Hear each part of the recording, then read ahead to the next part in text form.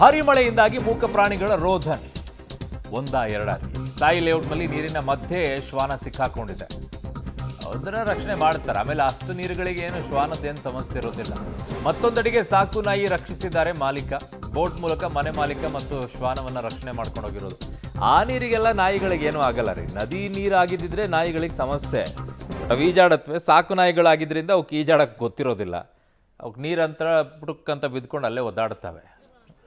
ನಮ್ಮ ಹಳ್ಳಿಗಳಲ್ಲಿರುವಂಥ ನಾಯಿಗಳಾದರೆ ಅಂಥ ನೀರುಗಳಿದ್ದು ಯಾವ ದೊಡ್ಡ ಲೆಕ್ಕ. ಅದರಲ್ಲಿ ಈಜಾಡ್ಕೊಂಡಲ್ಲ ದಡ ಸೇರಿಬಿಡ್ತವೆ. ಇವೆಲ್ಲ ಸಾಕಿದ್ವಲ್ಲ, ಸೊ ಹಾಗಾಗಿ ಮುದ್ದು ಮಾಡಿ ಬೆಳೆಸಿರ್ತಾರೆ.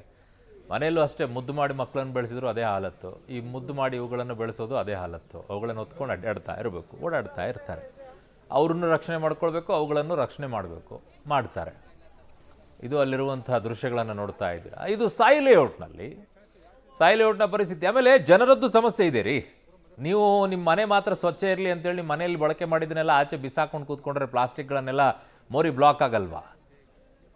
ಅವನು ಎಷ್ಟು ಸಲ ಎಸ್ದಿರುವಂಥದ್ದು ತೋರಿಸ್ಬೇಕು ನಿಮಗೆ. ಆಮೇಲೆ ನಿಮ್ಮ ಅಲ್ಲಿ ನೀರು ದಾಟಕ್ಕೂ ಕೂಡ ಜಾಗ ಇಲ್ಲ ಅನ್ನುವಂಥ ಪರಿಸ್ಥಿತಿ ಇದೆ. ಅಲ್ಲಿ ಲೇಔಟ್ ಕೂಡ ನಿರ್ಮಾಣ ಮಾಡಿದ್ದಾರೆ. ಯಾರು ಇದಕ್ಕೆ ಪರ್ಮಿಷನ್ ಕೊಟ್ಟವರು? ಕೆರೆ ಇರುವಂಥ ಜಾಗಗಳಲ್ಲಿ. ಇಂಥ ಬೆಂಗಳೂರಿನಲ್ಲಿ ಅನೇಕ ಜಾಗಗಳಿದ್ದಾವೆ ಕೆರೆ ಇರುವಂಥ ಜಾಗ. ಆಮೇಲೆ ಒಂದು ಸ್ಟ್ರಕ್ಚರ್ ಇದೆ ಬೆಂಗಳೂರಿನಲ್ಲಿ, ದ ಫ್ಲೋ ಆಫ್ ವಾಟರ್. ಹೇಗೆ ನೀರು ಹರಿದು ಹೋಗುತ್ತೆ ಅಂತಂದರೆ ಒಂದು ಭಾಗದಿಂದ ಒಂದು ಭಾಗಕ್ಕೆ ಹರಿತಾ ಬರುತ್ತೆ. ಆಮೇಲೆ ಬೆಟ್ಟ ಪ್ರದೇಶಗಳಿಂದ ತಗ್ಗು ಪ್ರದೇಶಗಳಿಗೆ ಸಹಜ, ಇಟ್ಸ್ ನ್ಯಾಚುರಲ್ ಪ್ರೊಸೆಸ್. ಹಾಗಿರುವಂಥ ಜಾಗಗಳಲ್ಲಿ ನೀವು ಲೇಔಟ್ ಮಾಡೋಕ್ಕೆ ಪರ್ಮಿಷನ್ ಕೊಡಬಾರ್ದಾಗಿತ್ತು. ಬೆಂಗಳೂರಿನಲ್ಲಿ 100ಕ್ಕೂ ಹೆಚ್ಚು ಕೆರೆಗಳಿರುವಂಥ ಜಾಗಗಳಿದ್ದಿದ್ದು. ಎಷ್ಟು ಉಳ್ಕೊಂಡಿದ್ದಾವೆ ಈ ಕೆರೆಗಳು? ಕೆಲವರು ಹೇಳ್ತಾರೆ 1000 ಕೆರೆಗಳಿತ್ತು ಅಂತ ಹೇಳಿ. ಸಿಲ್ಕ್ ಬೋರ್ಡ್ ಸುತ್ತಮುತ್ತ ಮತ್ತೆ ಮಳೆ ಆಗತ್ತೆ. ಯಾವ ಅನುಮಾನ ಇಟ್ಕೊಳ್ಳೋಕೆ ಹೋಗ್ಬೇಡಿ. ಕಾರಣ ಅಷ್ಟೊಂದು ದಟ್ಟವಾಗಿ ಮೋಡ ಕವಿದುಕೊಂಡು ಹೋಗಿದೆ. ಮೊಣಕಾಲುದ್ದ ಮಳೆ ನೀರು ನಿಂತಿದೆ. ಇನ್ನೂ ಕೂಡ ಮಳೆ ನೀರಿನಲ್ಲಿ ವಾಹನ ಸವಾರ ಸಂಚಾರವನ್ನು ಮಾಡುವಂಥ ಪರಿಸ್ಥಿತಿಯಲ್ಲಿದ್ದಾರೆ. ಈಗ ಮತ್ತೆ ಮಳೆ ಶುರುವಾಗಿದೆ. ಸರಾಗವಾಗಿ ನೀರು ಹರಿಯದೆ ಅವ್ಯವಸ್ಥೆ ಆಗ್ತಾ ಇದೆ ನೋಡಿ. ಎಲ್ಲವೂ ಕೂಡ ಇದಕ್ಕೆ ಸಮಸ್ಯೆ. ಅಧಿಕಾರಿಗಳ ವಿರುದ್ಧ ಜನ ಹಿಡಿಶಾಪವನ್ನು ಆಗ್ತಾ ಇದ್ದಾರಂತೆ. ನಿಮ್ಮ ಜವಾಬ್ದಾರಿ ಏನಿದೆ? ಜನರದ್ದೆಲ್ಲ. ಎಲ್ಲವನ್ನೂ ಅಧಿಕಾರಿಗಳಿಗೆ ಹೇಳ್ತೇವೆ. ಕರೆಕ್ಟ್ ಅವ್ರು ಮಾಡಿರುವಂಥ ಎಡವಟ್ಟುಗಳು 100ಕ್ಕೆ 90% ಅವ್ರದ್ದು ಎಡವಟ್ಟುಗಳಿದೆ. ಸಿಲ್ಕ್ ಬೋರ್ಡ್ ಜಂಕ್ಷನ್ ಬಳಿ ಇದ್ದೀನಿ. ಈ ಜಂಕ್ಷನ್ನಲ್ಲಿ ನೀರು ನಿಂತಲ್ಲೇ ನಿಂತಿದೆ. ಅದನ್ನು JCB ಮುಖಾಂತರ ಹೊರ ಹಾಕುವಂಥ ಕೆಲಸ ಆಗ್ತಾ ಇದೆ. ಗಮನಿಸಬಹುದಾಗಿದೆ, ತಗ್ಗು ಪ್ರದೇಶದಲ್ಲಿ ಇದ್ದಂಥ ನೀರು ಕಾಲುವೆ ಕಡೆಗೆ ಬರ್ತಾ ಇರಲಿಲ್ಲ. ಅದನ್ನು 2 JCBಗಳ ಮುಖಾಂತರವಾಗಿ ನೀರನ್ನು ಇಲ್ಲಿಗೆ ಹೊರ ಹಾಕುವಂಥ ಕೆಲಸವನ್ನು ಮಾಡ್ತಾ ಇರುವಂಥದ್ದು ನೋಡ್ಬೋದಾಗಿದೆ. ಯಾವ ರೀತಿಯಲ್ಲಿ BBMP ನಿರ್ಲಕ್ಷ್ಯ ಮಾಡಿದೆ ಈ ಪ್ರದೇಶದಲ್ಲಿ ಅಂತಂದರೆ, ಬೃಹತ್ ನೀರುಗಾಲುವೆ ಅದನ್ನು ಸರಿಪಡಿಸಬೇಕಾಗಿತ್ತು. ನೀರು ಹೊರ ಹೋಗಲಿಕ್ಕೆ ಸರಾಗವಾಗಿ ಮಾರ್ಗವನ್ನು ಕಂಡುಕೊಳ್ಬೇಕಾಗಿತ್ತು. ಆದರೆ ಆ ರೀತಿ ನಿರ್ಲಕ್ಷ್ಯ ಮಾಡಿರೋದ್ರಿಂದಾಗಿ JCB ಮುಖಾಂತರ ನೀರನ್ನು ಹೊರ ಹಾಕೋದಕ್ಕೆ ಈಗ BBMP ಮುಂದಾಗ್ತಾ ಇದೆ. 2 JCBಗಳನ್ನು ಸಿಲ್ಕ್ ಬೋರ್ಡ್ ಜಂಕ್ಷನ್ ಬಳಿ ನೇಮಕ ಮಾಡಿ ಅವುಗಳ ಮೂಲಕ ತಗ್ಗು ಪ್ರದೇಶದಲ್ಲಿರೋಂಥ ನೀರನ್ನು ರಸ್ತೆ ಮೂಲಕ ತಂದು ಕಾಲುವೆಗೆ ಬಿಡುವಂಥ ಕೆಲಸವನ್ನು ಮಾಡ್ತಾ ಇದ್ದಾರೆ. ಒಂದು ಕಡೆ ಇಲ್ಲ, ಆದರೆ ಆ ಹಿಂಭಾಗದಲ್ಲಿ ನೋಡ್ಬೋದಾಗಿದೆ ಬಸ್ ಕೆಟ್ಟು ಅಲ್ಲೇ ನಿಂತಿರುವಂಥದ್ದು. ಆ ರೀತಿಯಾಗಿ ಸಿಲ್ಕ್ ಬೋರ್ಡ್ ಜಂಕ್ಷನಲ್ಲಿ ತೀರಾ ಸಮಸ್ಯೆ ಆಗಿದೆ. ಒಂದು ಕೃತಕ ನದಿನೇ ಈ ಸಿಲ್ಕ್ ಬೋರ್ಡ್ನಲ್ಲಿ ಸೃಷ್ಟಿಯಾಗಿರುವಂಥದ್ದು. ಆ ಪ್ರಮಾಣದಲ್ಲಿ ನೀರು ನಿಂತಿದೆ. ಬೆಳಗ್ಗೆಯಿಂದನೂ ಕೂಡ ನೀರು ಹೊರ ಹಾಕುವಂಥ ಕೆಲಸಕ್ಕೆ ಮುಂದಾಗ್ತಾ ಇದ್ದಾರೆ. ಆದರೆ ನೀರು ಹೊರ ಹಾಕಲಿಕ್ಕೆ ಸಾಧ್ಯ ಆಗ್ತಾ ಇಲ್ಲ. ಇನ್ನೂ ಕೂಡ ಸಮಯ ಹಿಡಿಯುತ್ತೆ. ಈ ಭಾಗದಲ್ಲಿ ತೀರಾ ವಾಹನ ಸಂಚಾರ ಇರುವಂಥ ಜಾಗ. ಈ ರೀತಿ ಇಲ್ಲೇ ನೀರು ನಿಂತರೆ ತೀರಾ ಸಮಸ್ಯೆ ಆಗೋದ್ರಲ್ಲಿ ಅನುಮಾನ ಇಲ್ಲ. ನೋಡ್ಬೋದು JCB ಮುಖಾಂತರ ನೀರನ್ನು ಹೊರತರ್ತಾ ಇರ್ತಕ್ಕಂಥದ್ದು. ಈ ರೀತಿಯಾಗಿ BBMP ಹರಸಾಹಸವನ್ನು ಪಡ್ತಾ ಇದೆ, ಪರಿಪಾಟ್ಲನ್ನು ಪಡ್ತಾ ಇರ್ತಕ್ಕಂಥದ್ದು. ಅಧಿಕಾರಿಗಳು ನಿರ್ಲಕ್ಷ್ಯ. ಪ್ಲ್ಯಾನ್ ಮಾಡಬೇಕಾದ್ರೇ ಇಂತಹ ತಗ್ಗು ಪ್ರದೇಶಗಳು ಮತ್ತು ನೀರುಗಾಲುವೆ ಎಲ್ಲೋಗುತ್ತೆ ಆ ಭಾಗಗಳಲ್ಲಿ ನೀರು ಸರಾಗವಾಗಿ ಹೋಗೋದಕ್ಕೆ ಪ್ಲ್ಯಾನ್ ಮಾಡಬೇಕು. ಪ್ರತಿಯೊಬ್ಬ ಅಧಿಕಾರಿಗೂ ಒಂದೊಂದು ರಸ್ತೆಯನ್ನು ನಿಯೋಜನೆ ಮಾಡಿ ನೀರು ಹೊರ ಹಾಕುವಂಥದ್ದು ಅಥವಾ ನೀರು ನಿಲ್ಲದೇ ಇರೋ ಥರ ಕ್ರಮ ವಹಿಸ್ತೀವಿ ಅಂತ ಹೇಳಿದರು.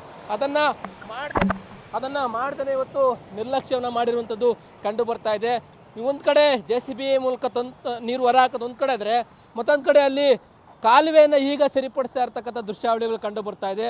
ಅಲ್ಲಿ BBMPಯ ಸಿಬ್ಬಂದಿಗಳು ಅಧಿಕಾರಿಗಳು ನಿಂತ್ಕೊಂಡು ಕಾಲುವೆಯನ್ನು ನೀರು ಸಂಪರ್ಕ ಕಲ್ಪಿಸುವಂಥ ಕಾಲುವೆಯನ್ನು ಈಗ ಹೂಳೆತ್ತುವಂಥ ಕೆಲಸಕ್ಕೆ ಮುಂದಾಗ್ತಾ ಇದ್ದಾರೆ. ಮೊದಲೇ ಮಾಡಿದರೆ ನೀರು ನಿಂತ್ಕೊಳ್ತಾ ಇರಲಿಲ್ಲ. ಈ ರೀತಿಯಾಗಿ ಸಿಲ್ಕ್ ಬೋರ್ಡ್ ಜಂಕ್ಷನಲ್ಲಿ ತೀರಾ ಸಮಸ್ಯೆಯನ್ನು ತೊಂದೊಂಡಿರುವಂಥದ್ದು. ಬೆಂಗಳೂರಲ್ಲೇ ಅತಿ ಹೆಚ್ಚು ಟ್ರಾಫಿಕ್ ಜಾಮ್ ಆಗುವಂಥದ್ದು ಮತ್ತು ಮಳೆ ಬಂದರೆ ಅವಾಂತರ ಸೃಷ್ಟಿಯಾಗುವಂಥ ಪ್ರದೇಶಗಳಲ್ಲಿ ಸಿಲ್ಕ್ ಬೋರ್ಡ್ ಜಂಕ್ಷನ್ ಕೂಡ ಒಂದು. ಅಂತಹ ಪ್ರದೇಶಗಳಲ್ಲಿ ಮುಂಜಾಗ್ರತೆಯನ್ನು ವಹಿಸಬೇಕಾಗುತ್ತೆ. ಕಳೆದ 5-10 ವರ್ಷಗಳಿಂದ ಕೂಡ ಇದೇ ರೀತಿಯಾದಂಥ ಸಮಸ್ಯೆಯಲ್ಲಿ ಅನುಭವಿಸ್ತಾ ಇದ್ದಾರೆ. ಗಮನಿಸಬಹುದಾಗಿದೆ, ಈಗ JCB ಮುಖಾಂತರ ನಿಂತಿರುವಂಥ ನೀರನ್ನು ಈ ಒಂದು ರಾಜಕಾಲುವೆಗೆ ಕನೆಕ್ಷನ್ ಏನಿದೆ ರಾಜಕಾಲುವೆ ಮುಖಾಂತರ ನೀರು ಬಿಡುವಂಥದ್ದಕ್ಕೀಗ ಕೆಲಸವನ್ನು ಶುರು ಮಾಡಿರುವಂಥದ್ದು.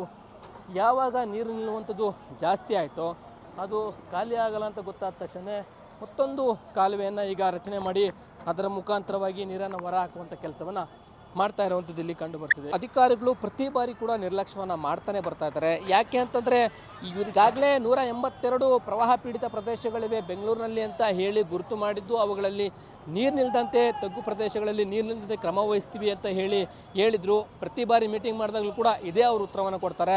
ಆದರೆ ಈಗ ಇನ್ನೂ ಇದು ಪೂರ್ವ ಮುಂಗಾರು, ಮತ್ತೆ ಇನ್ನೇನು ಮುಂಗಾರು ಆರಂಭ ಆಗುತ್ತೆ, ಮಳೆ ಆಗ್ತಾನೆ ಇರುತ್ತೆ. ಇಂಥ ಸಂದರ್ಭಗಳಲ್ಲಿ ಎಚ್ಚೆತ್ತು ಸರಿಪಡಿಸಬೇಕಾಗತ್ತೆ. ಆದರೆ BBMP ಒಂದೇ ಒಂದು ಮಳೆಗೆ BBMPಯ ಬಂಡವಾಳ ಬಯಲಾಗ್ತಿದೆ. ಬಜೆಟ್ಗಳಲ್ಲಿ ರಾಜಕಾಲುವೆ ನಿರ್ವಹಣೆಗೆ ಹೂಳೆತ್ತೋದಕ್ಕೆ ಅಂತೇಳಿ ದುಡ್ಡನ್ನು ಕೋಟಿಗಟ್ಟಲೆ ಮೀಸಲಿಡ್ತಾರೆ. ರಸ್ತೆ ಗುಂಡಿಗಳನ್ನು ಮುಚ್ಚೋದಕ್ಕೆ ಅಂತೇಳಿ ಕೋಟಿಗಟ್ಟಲೆ ಹಣವನ್ನು ಮೀಸಲಿಡ್ತಾರೆ. ಆದರೆ ಇಲ್ಲಿ ಆ ಮೀಸಲಿಟ್ಟಂಥ ಹಣ ಎಲ್ಲ ಎಲ್ಲಿ ಹೋಗುತ್ತೆ?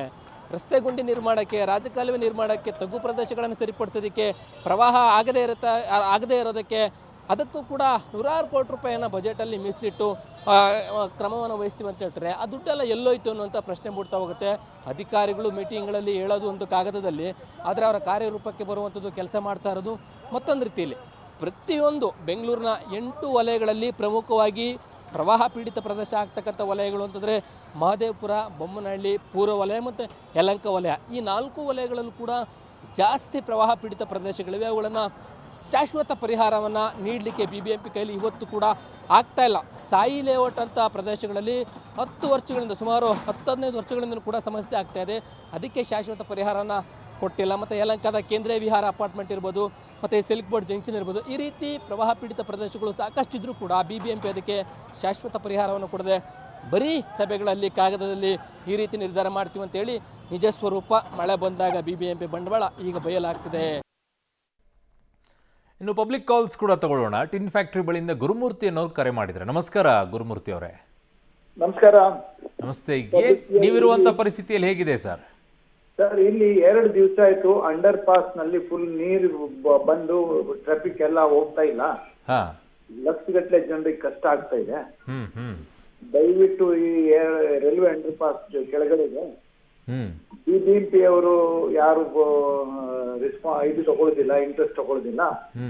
ರೈಲ್ವೆ ಡಿಪಾರ್ಟ್ಮೆಂಟ್ನಿಗೂ ಫೋನ್ ಮಾಡಿದ್ವಿ, BBMP ಭಾಗ್ಯಮ್ಮ ಅಂತ ಮೇಡಮ್ ಹೇಳಿದೀವಿ. ಅವ್ರು ಕೋಪರೇಷನ್ ಮಾಡ್ತಾ ಇಲ್ಲ ಸರ್. ಮಾಡ್ತಿದಾರಾ? ಮಾಡ್ತಾ ಇಲ್ಲ. ಓಕೆ. ಇಲ್ಲ, ಒಂದು ಟೀಮ್ ಯಾರಾದ್ರೂ ಇಲ್ಲಿ ಕಳಿಸ್ಕೊಡಿ ಅಂತ ಹೇಳಿದ್ರೆ ಅವ್ರು ಕಳಿಸ್ಕೊಡ್ತಾ ಇಲ್ಲ. ಇಲ್ಲಿ ಪಂಪ್ ಸೆಟ್ ಹಚ್ಚಿದ್ದಾರೆ. ಆ ಪಂಪ್ ಸೆಟ್ ನಲ್ಲಿ ಜಾಮ್ ಆಗಿದೆ, ನೀರೇ ಪಾಸ್ ಆಗ್ತಾ ಇಲ್ಲ. 2 ದಿವಸ ಆಯ್ತು full total block, 100% block. Okay okay okay.